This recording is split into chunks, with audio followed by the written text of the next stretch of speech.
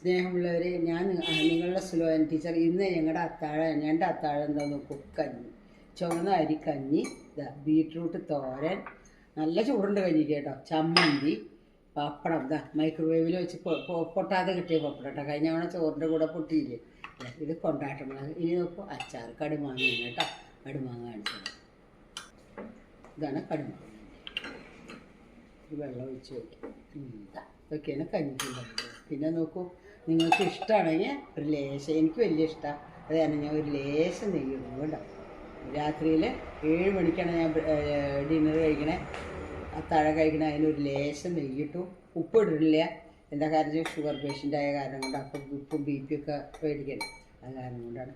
അതൊക്കെ കഞ്ഞി കുടിക്കാറായി. കുടിച്ച് നോക്കിയാൽ നോക്കും, ബീറ്റ്റൂട്ട് തോരൻ, ചമ്മന്തിയൊക്കെ നല്ല ടേസ്റ്റ് ഉണ്ട്. നോക്കട്ടെ, ഞാൻ ടേസ്റ്റ് ഉണ്ടോ നോക്കട്ടെ. പപ്പടം നോക്കും, നല്ല ക്രിസ്പായിട്ടിരിക്കുന്നുണ്ട്, നല്ല പപ്പടം. ഇത് തോരൻ,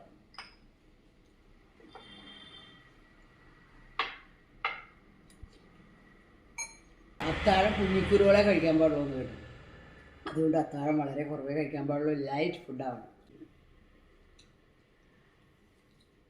നല്ല ടേസ്റ്റ് ഉണ്ട്, കടുമാങ്ങ ആയിട്ട് സ്വാദുണ്ട്, നന്നായിട്ട്.